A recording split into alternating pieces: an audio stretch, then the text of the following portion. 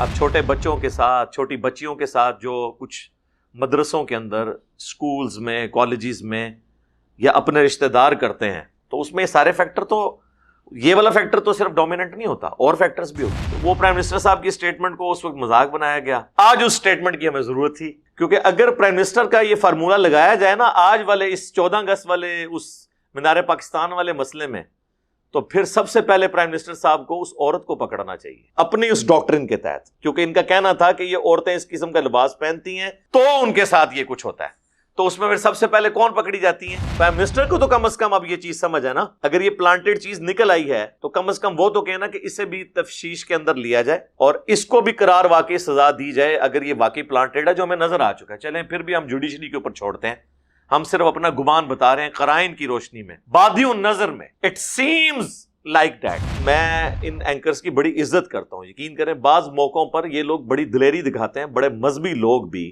وہ دلیری نہیں دکھا سکتے جو ہمارے بعض اینکرز دکھا کے ایشوز کو ہائی لائٹ کرتے ہیں۔ میں یعنی ذاتی طور پہ اقرار الحسن کی بہت عزت کرتا ہوں، شاہ زیب خانزادہ کی بہت زیادہ عزت کرتا ہوں۔ ایک ریلیجس پلیٹ فارم پہ ہوتے ہوئے جبران ناصر جو سول سوسائٹی کا بندہ ہے، اس کی بڑی عزت کرتا ہوں۔ کم از کم یہ تین بندے جو ہیں نا جی، شاہ زیب خانزادہ، جبران ناصر اور سید اقرار الحسن حافظہ اللہ تعالی، کم از کم ان تین لوگوں کو تو جو جس طرح انہوں نے اس ایشو کو ٹیک اپ کیا ہوا ہے اپنے پروگراموں کے اندر، کم از کم ان کو اب تصویر کا دوسرا رخ بتانا چاہیے، اور اس میں کوئی حرج نہیں ہے، کسی کو غلطی لگ سکتی ہے۔ اس وقت جو ریئیکشن ان تینوں نے کیا میرا اس سے زیادہ تھا اگر میں میڈیا پہ آ جاتا۔ آپ دیکھیں میں نے اس لیے اپنا کوئی ٹویٹر اکاؤنٹ نہیں بنایا ہوا، یہ ٹویٹر اکاؤنٹس کے اوپر جو ٹویٹس کرتے ہیں نا حالات حاضرہ پہ، اکثر ان کو اپنی ٹویٹس واپس ہی لینے پڑتی ہیں، اس کی وجہ کہ ہمارے ملک میں حالات و واقعات بدلتے ہوئے دیر نہیں لگتی، اس لیے پوری تسلی سے معاملات کو دیکھنے کے بعد کوئی ورڈکٹ دینی چاہیے۔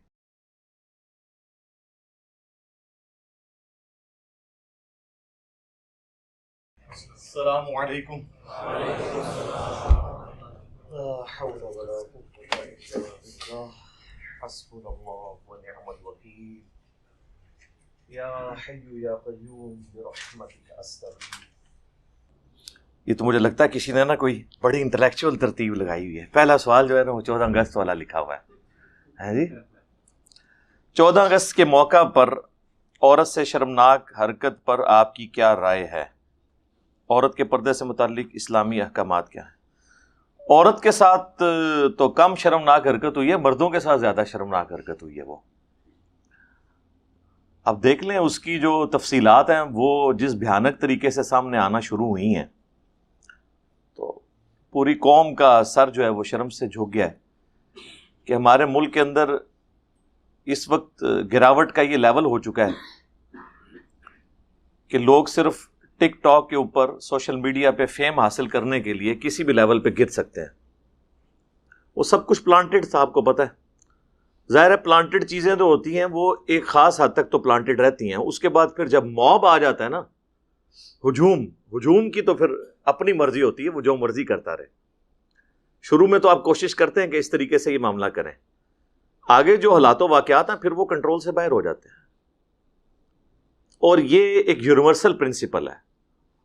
آپ پالیٹکس میں بھی دیکھ لیں کہ بعض اوقات اسٹیبلشمنٹ کسی ایک بندے کو اوپر لے کے آتی ہے اور وہ سمجھتی ہے میرا اعلی کار رہے گا، خاص حد تک تو معاملات اس طرح چلتے ہیں، لیکن جب اس بندے کو پتہ چلتا ہے کہ میری سیٹ کے اندر تو بڑی پاور ہے، تو پھر وہ کچھ اپنی مرضی بھی تو کرتا ہے نا۔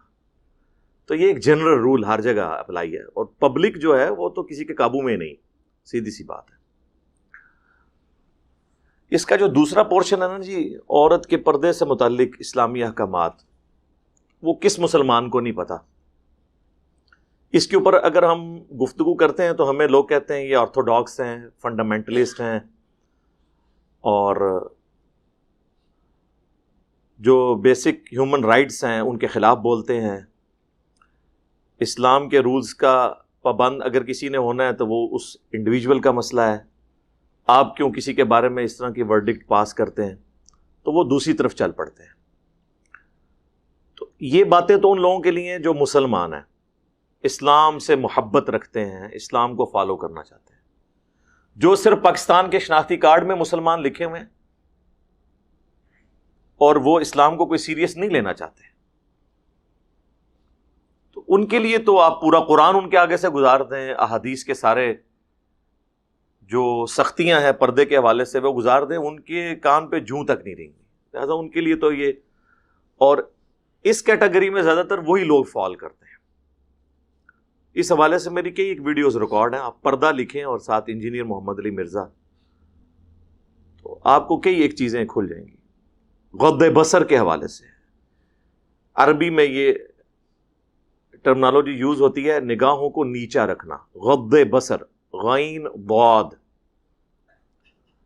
تو سورۃ النور کے اندر اس کے تفصیلی احکامات ہیں، اور اس میں آپ دیکھیں کیا انٹلیکچوئل ترتیب ہے کہ اللہ تعالیٰ نے پہلے مردوں کے پردے کا ذکر کیا ہے کہ اے نبی صلی اللہ علیہ وآلہ وسلم مؤمن مردوں کو حکم دو کہ اپنی نگاہوں کو نیچا رکھیں،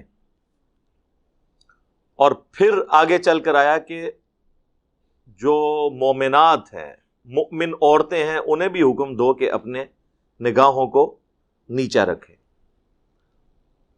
پھر سورۃ الاحزاب میں تو اسپیسیفکلی نبی صلی اللہ علیہ وآلہ وسلم کی بیویوں کے حوالے سے جو ہمارے لیے رول ماڈل ہیں، امہات المومنین رضی اللہ عنہن، ان کے حوالے سے تفصیلات آئی ہیں. ان کی پاکیزگی میں تو کسی کو شک نہیں ہونا چاہیے. اس کے باوجود اللہ تعالیٰ فرما رہا ہے کہ جب نبی کی بیویوں سے تمہارا کوئی لین دین ہو اس حوالے سے کہ اللہ کے نبی گھر میں موجود نہ ہو اور ان کی غیر موجودگی میں تم نبی علیہ السلام کے گھر جاؤ، تو نبی کی بیویوں کو بھی یہ حکم ہے کہ اگر کوئی اس طرح مرد آتا ہے، اگرچہ آنری طور پہ آپ ان کی مائیں لگتی ہو لیکن پردہ اپنی جگہ برقرار ہے، ان سے بات اتنے لچھے دار انداز میں یا اتنی نرمی سے نہیں کرنی کہ ان کے دلوں کا روگ جو ہے وہ انہیں ابھارے کسی غلط نیت کے اوپر.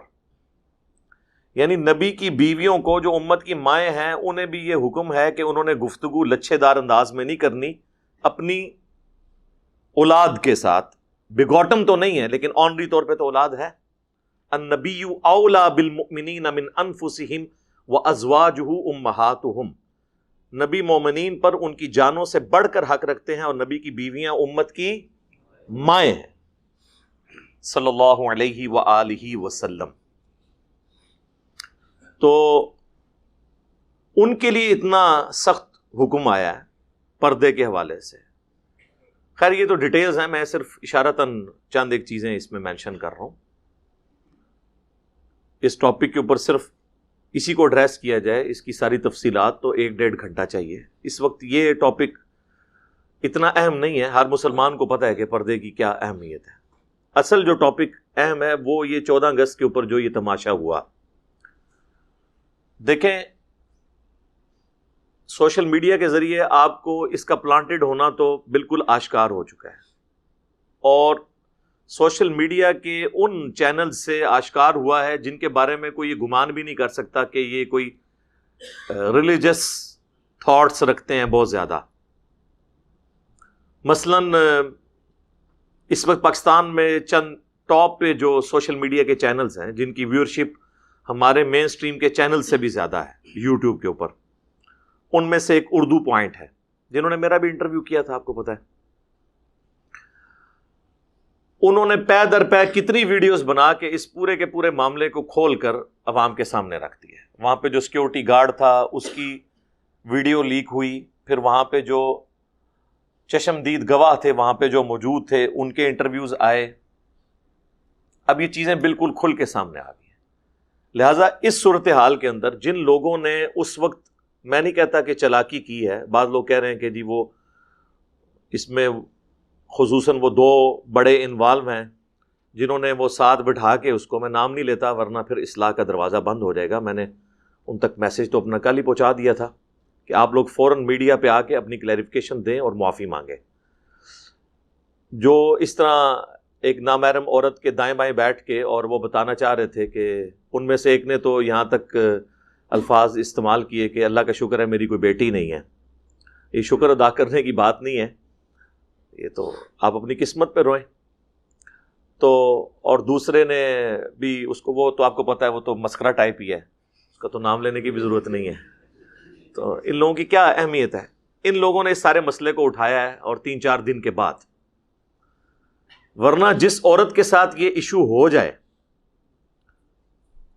ایک ہفتہ تو وہ شوق سے باہر نہیں آتی، وہ تو اگلے دن اپنی ویڈیوز تصویریں اپلوڈ کر رہی ہے.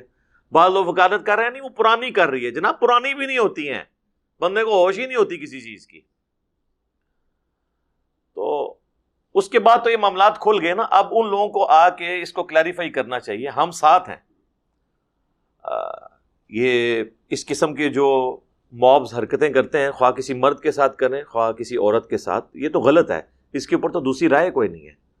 اور پاکستان میں کوئی ایک ایسا شخص نہیں ہے جو اس کو پلانٹڈ کہتا ہو اور ساتھ یہ نہ کہہ رہا ہو کہ یہ 400-500 بندوں نے جو کچھ کیا یہ بالکل غلط ہے. یہ سب کہہ رہے ہیں کہ غلط ہے. لہٰذا کسی کی نیت پہ اب یہ شک نہیں کیا جا سکتا کہ جو اسے پلانٹڈ کہہ رہے ہیں تو وہ اس طرح کے معاملات کو صحیح سمجھتے ہیں. وہ کہہ رہے ہیں کہ غلط ہوا ہے، زیادتی ہوئی ہے، لیکن یہ تصویر کا ایک رخ ہے. تصویر کا دوسرا رخ اس سے زیادہ بھیانک ہے کہ جس طریقے سے یہ سب کچھ کریٹ کی گئی سچویشن. اچھا، اب وہ جو لوگ اعلی کار بنے ان کے ساتھی، وہ تو اب جیل میں سڑیں گے، خواہ وہ پلانٹڈ تھے یا نہیں تھے، کیونکہ تصویروں میں تو وہی آ رہے ہیں نا. اور میں آپ کو بتاؤں، موب اگر کسی کو اچھالے نا اس کی ہڈی پسلی توڑ دیتا ہے. یہ بڑے ذمہ دار لوگ تھے جو پکڑ کے عورت کو اچھال رہے تھے، جن کو یہ پتا تھا کہ ہم نے اسے کیچ بھی کرنا ہے، کیونکہ وہ ہم نے اس کو بعد میں کیچ جو کروانا ہے. عام موب اگر کسی کو اچھالے نا تو اس کی ہڈی پسلی الگ ہوتی ہے. یہ بڑے ذمہ دار جو 25-30 لوگ ساتھ تھے نا، تو تصویروں میں تو وہی آ رہے ہیں، وہ تو نہیں بچیں گے. اب وہ لاکھ چیختے رہیں کہ ہماری تو کوئی انوالومنٹ نہیں ہے. ٹھیک ہے جی، ہم تو ساتھ اس کے سپورٹر تھے، یا ہم تو یہ ویڈیو بنانے کے چکر میں تھے. اب جو مرضی چیخیں، دونوں صورتوں میں یہ پھنستے ہیں. تو اس پوری صورتحال کے اندر جس طرح ہمارے پرائم منسٹر صاحب نے کچھ عرصہ پہلے آپ کو پتہ ہے ایک سٹیٹمنٹ دی تو بڑا ہنگامہ کھڑا ہو گیا تھا. میں بھی کہتا ہوں کہ پرائم منسٹر کو اس طرح کی سٹیٹمنٹس دیتے وقت 3-4 دفعہ اول و آخر اعوذ باللہ من الشیطان الرجیم پڑھ لینا چاہیے، اس حوالے سے کہ اس کو کلیریفائی بار بار کریں کہ میری اس سٹیٹمنٹ کا مطلب کوئی غلط نہ لے. اس کو میں اعوذ باللہ من الشیطان الرجیم سے تشبیہ دے رہا ہوں. جب آپ کوئی خطرناک اس طرح کی بات کر رہے ہوتے ہیں تو بار بار اسے کلیریفائی کریں. اب دیکھیں میں کتنے سینسٹیو ٹاپکس کے اوپر بات کرتا ہوں، تو اول و آخر میں کئی جملوں کو بار بار ریپیٹ کرتا ہوں. اس کے باوجود لوگ کلپیاں کاٹ لیتے ہیں چھوٹی چھوٹی میرے خلاف. لیکن کم از کم میرے پاس کچھ بتانے کا تو ہوتا ہے نا کہ اس کو پورا آپ دیکھیں میں نے کیا بات کی ہے. تو پرائم منسٹر صاحب جب یہ سٹیٹمنٹ دے رہے تھے کہ یہ بے حیائی جو کچھ ہو رہی ہے اس کے اندر عورتوں کے لباس کا دخل ہے، تو ان کی ذمہ داری تھی کہ ایک آدھ دفعہ نہیں اس بات کو بار بار ریپیٹ کرتے کہ یہ ایک فیکٹر ہے، صرف یہ فیکٹر نہیں ہے، پلس اس ایک فیکٹر کی وجہ سے جو بندہ وکٹم ہے اس کا ہم ساتھ دینا چھوڑ نہیں سکتے اور نہ ظالم کو کنڈیم کرنا چھوڑ سکتے ہیں. یہ بار بار اس کو ریپیٹ کرتے، جس طرح کے بعد کے انٹرویوز میں پھر وہ جسٹیفیکیشن دے رہے ہیں کہ نہیں میری بات کو. پھر ایک انٹرویو میں تو وہ اتنے سرنڈر کیے ایک انٹرنیشنل میڈیا کو دیتے ہوئے کہ انہوں نے اپنی بات اس بات سے بھی پیچھے ہٹ گئے اور پھر صرف اس پہ آ گئے نہیں جی یہ کوئی وجہ نہیں ہے. یعنی وہ اپنی بات کو ہی بالکل انہوں نے چلے ان کی زبان میں یو ٹرن لے لیا، جس بات پہ یو ٹرن نہیں لینا چاہیے تھا اس پہ لے لیا.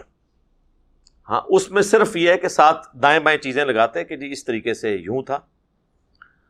تو میں نے اس سینس میں بات کی تھی یہ ایک فیکٹر ہے، ہم نہیں کہتے کہ یہی فیکٹر ہے، نہ ہم یہ کہتے ہیں کہ جو لوگ اس فیکٹر کے ساتھ جڑے ہوئے نہیں ہوتے ہیں ان کے ساتھ زیادتی نہیں ہو رہی ہوتی.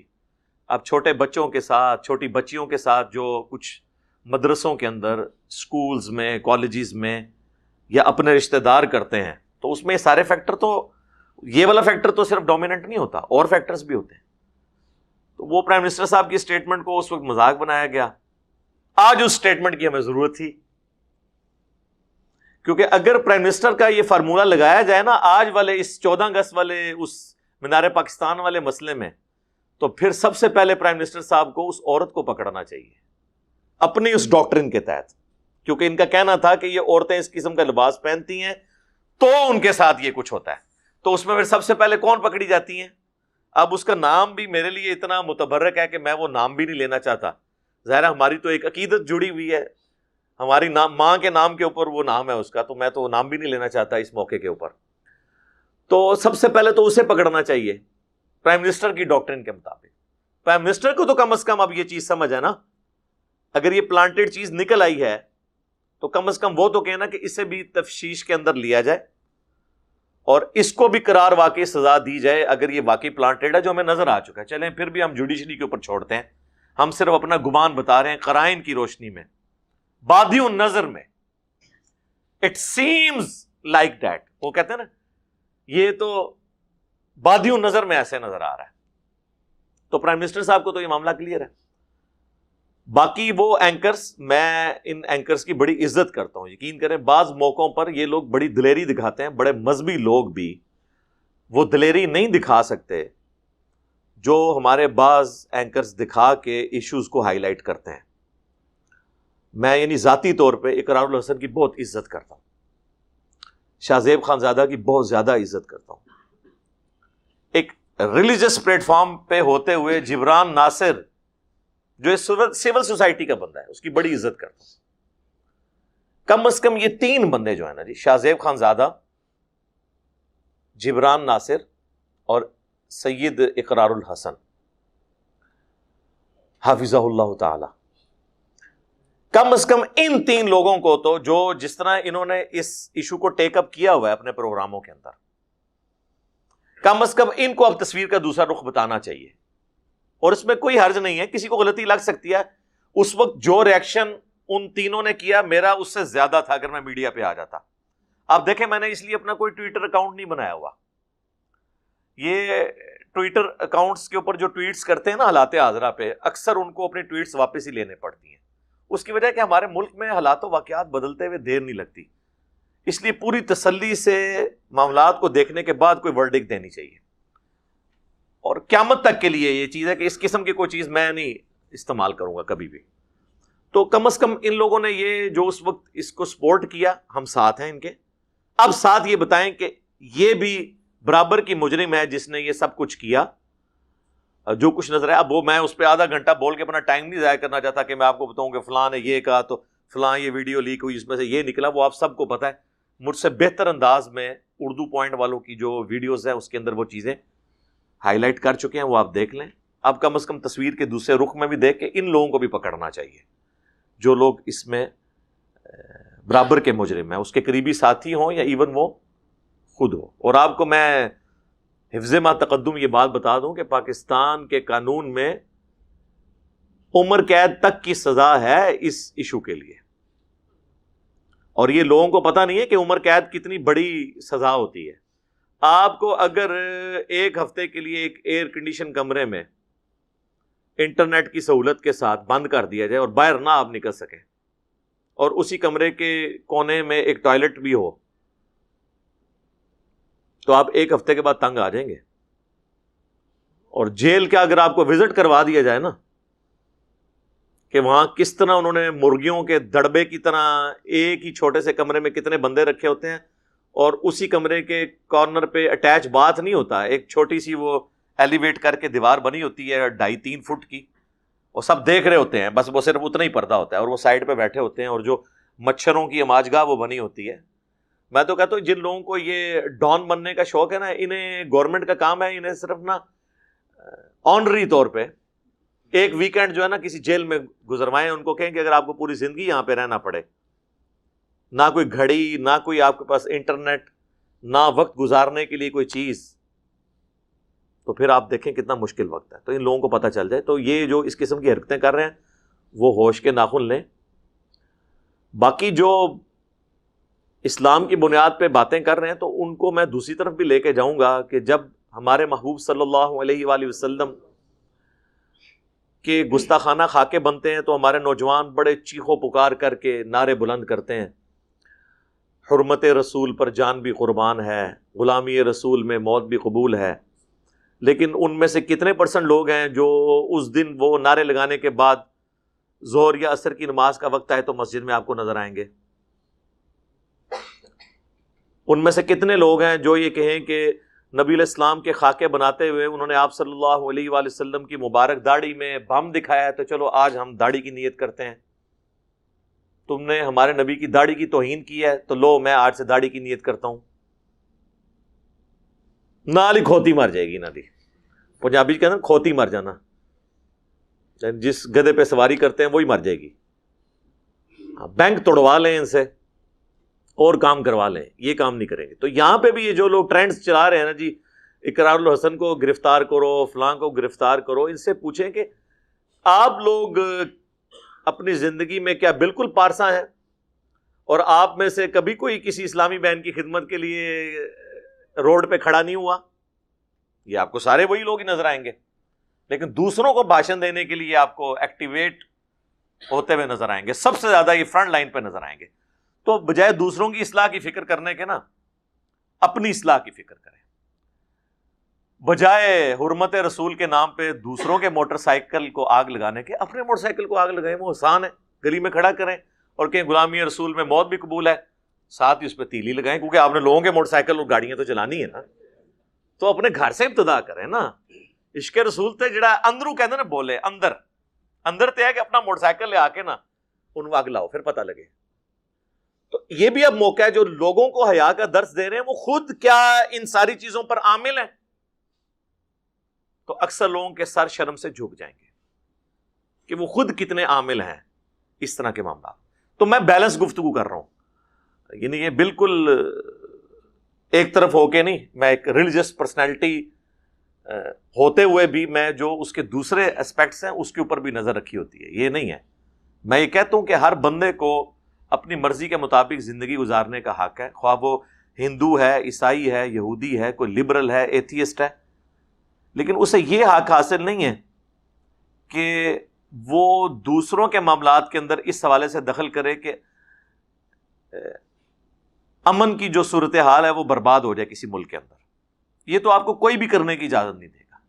دیکھیں، امریکہ کا پریزیڈنٹ بھی اگر پکڑا جائے نا کہ وہ شرابی ہے یا اس نے کسی عورت کے ساتھ منہ کالا کیا ہے تو وہ پریزیڈنٹ نہیں رہ سکتا.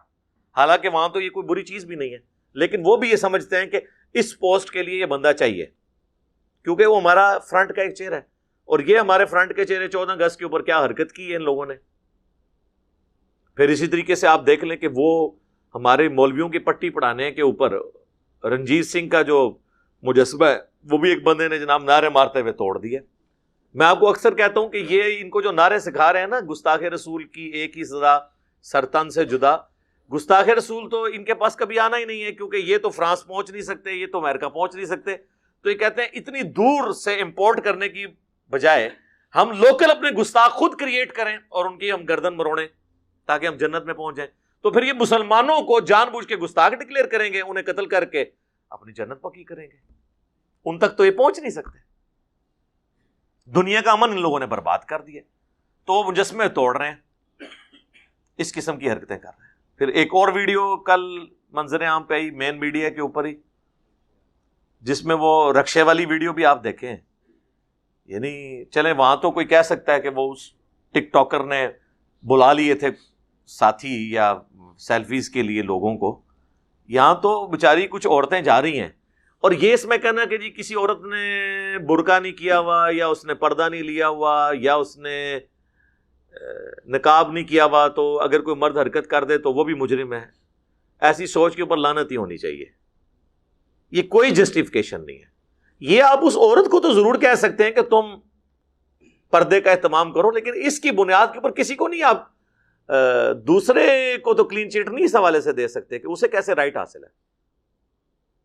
اور میں آپ کو بتاؤں، ہمیں تو اتنا آئیڈیا نہیں ہے، لیکن جن لوگوں سے ہمیں جو اس پورے سسٹم سے ہو کے آئے ہیں وہ ہمیں بتاتے ہیں کہ جتنا آپ کا یہ بدکاری والے معاملات چل رہے ہیں اس میں تو زیادہ تر عورتیں جو ہیں وہ پورے برقعے کے اندر ہوتی ہیں، جو سڑکوں پہ کھڑی ہوئی ہوتی ہیں. تو پھر وہ بھی نہیں بچ رہی ہیں برقعے کے اندر. تو یہ بالکل اس کی پلیل ہے. یہ ایک فیکٹر ضرور ہے، میں یہ مانتا ہوں. آپ ہالی ووڈ کی فلمیں آج سے تقریباً 70-80 سال پہلے کی دیکھیں گے تو عورتوں کے آپ کو لباس بھی آلموسٹ پورے نظر آئیں گے. اس نے ٹریگر ضرور کیا معاملات کو. اس طرح ویڈیوز، جس طرح فحش ویڈیوز بننی شروع ہوئی ہیں، اس کے بعد آپ کا یہ چونکہ سیکس فری معاشرہ بنتا جائے گا تو یہ معاملات بڑھیں گے ضرور. اس کی وجہ سے آپ معاملات کو کنٹرول کسی حد تک کر سکتے ہیں، لیکن جو ایک ذہنی پستی ہے، سیکس ظاہر ہے کہ اللہ تعالیٰ نے انسان کی آزمائش کے لیے ایک بیسک ہیومن انسٹنکٹ رکھی ہوئی ہے نا، زُیِّنَ لِلنَّاسِ حُبُّ الشَّهَوَاتِ مِنَ النِّسَاءِ. اللہ تعالیٰ سورہ آل عمران میں فرما رہا ہے کہ ہم نے آراستہ کر دی ہے انسان کے لیے شہوات کی محبت. پہلے نمبر پر عورتیں، اور ظاہر ہے عورتوں کے لیے مرد تو سیکس جو ہے سب سے امپورٹنٹ جذبہ ہے. قرآن جو تفصیلات ہمیں بتاتا ہے، فرائڈ نے تو بہت بعد میں آ کے یہ بات کی ہے نا، قرآن تو پہلے سے یہ بات کر رہا ہے. تو یہ ہے غیر معمولی ایک جذبہ ہے، اسی لیے اسلام کا سیکس ڈسپلن بہت سٹرکٹ ہے. ظاہر ہے یہ جذبہ بڑا غیر معمولی ہے. مجھے اسلام کی دو چیزیں بہت زیادہ پسند ہیں. نمبر 1 توحید. ایک اللہ کے ساتھ آپ جڑ جائیں تو دنیا کے ہر خوف سے آپ کو امن اور نجات مل جاتی ہے. ہر خوف سے، چاہے وہ کسی انسان کا ہو، کسی واقعے کا ہو، کسی صدمے کا ہو. انا للہ و انا الیہ راجعون. توحید اسلام کی سب سے بڑی خوبصورتی. اور دوسری سیکس ڈسپلن. یہ اتنا سٹرکٹ ڈسپلن ہے، نگاہیں نیچی رکھنی ہے. جامع ترمذی میں حدیث ہے جہاں پہ 2 غیر محرم مرد و عورت ہوتے ہیں، تیسرا شیطان ان میں ہوتا ہے. بخاری مسلم دونوں میں حدیث ہے، نبی علیہ السلام نے جب پردے کے احکامات بیان کیے تو کسی نے پوچھا دیور، فرمایا دیور تو موت ہے. دیکھیں نا کتنے سٹرکٹ قوانین ہیں پردے کے حوالے سے. اور سورۃ النور تو ایپیکس ہے کہ اپنی نگاہیں نیچی رکھنی ہے، جہاں سے سارے معاملات شروع ہوتے ہیں. مردوں کو بھی حکم، عورتوں کو بھی حکم. پھر سورۃ الاحزاب میں سورہ نور کے اندر کس لیول تک انسٹرکشنز آئی ہیں کہ عورتوں کی زیور کی چھنکار بھی باہر سنائی نہ دے. علیحدہ سے اوڑھنی لینی ہے سینے کے اوپر. اور جلباب کا لفظ، گھونگٹ کا لفظ استعمال ہوا ہے. لوگ کہتے ہیں چہرے کا پردہ کدھر ہے؟ گھونگٹ میں چہرے کا پردہ نہیں ہوتا، یعنی وہ آگے کر کے ایسے لٹکایا کرتا. اس کا تو یہ شکر کریں، برقع تو بڑا آسان ہے پہننا. اور ابھی بھی آپ انٹیریئر انڈیا میں چلے جائیں، ہندوؤں کے اندر بھی وہ گھونگٹ چل رہا ہے. گھونگٹ تک کا جلباب کا ذکر ہے. پھر اس کو تو چھوڑ دیں. بخاری مسلم دونوں میں حدیث ہے جو حدیث افک ہے، جو ام عائشہ سلام اللہ علیہا پر تہمت لگی تھی. تو وہ جو صحابی نبی الاسلام نے پیچھے چھوڑتے تھے، وہ جو سامان وغیرہ سمیٹ کے لاتے تھے، تو ان کو اچانک نظر پڑی. بڑی لمبی حدیث ہے، میں مختصر بتا رہا ہوں. تو سیدہ عائشہ کو اونگ آئی تھی تو ان کے چہرے سے گھونگھٹ اتر گیا. تو انہوں نے کہا کہ میں نے سیدہ عائشہ کو اس لیے پہچان لیا کہ آیت پردہ اترنے سے پہلے میں نے ان کو دیکھا ہوا تھا، ورنہ میں انہیں پہچان نہ سکتا کہ یہ سیدہ عائشہ ہیں. تو اس کا کیا مطلب ہے کہ آیت پردہ نازل ہونے کے بعد وہ چہرے کا بھی پردہ کرتی تھی. جب ہم یہ بتاتے ہیں پھر غامدی صاحب کہتے ہیں نہیں، وہ امہات المومنین کے لیے تو چہرے کا پردہ ہے، عام عورتوں کے لیے نہیں ہے. اچھا، تو عام عورتوں نے لیڈی ڈیانا کو اپنا آئیڈیل بنانا ہے یا امہات المومنین کو اور نبی علیہ السلام کی بیٹیوں کو اپنا آئیڈیل بنانا ہے؟ کوئی بات ہے کرنے والی؟ تو بالکل واضح احکامات موجود ہیں. یار یہ تھوڑا آگے ہو جائے نا، آپ پیچھے جگہ کم ہوگی.